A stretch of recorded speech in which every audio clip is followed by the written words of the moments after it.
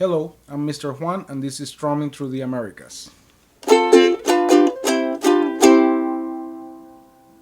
Today we're going to learn a new song. The song is called Guantanamera and it's an old Cuban song that's in the style of son cubano. Okay, so Guantanamera has three chords. Two of them we already know. The first one is C.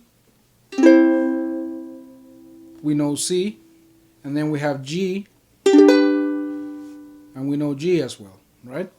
Now we're gonna learn the chord F, and F is gonna be a first finger on the first fret, second string. So 1, 2, two, and second finger on the second fret, fourth string. 1, 2, 3, 4, and that's the diagram over here.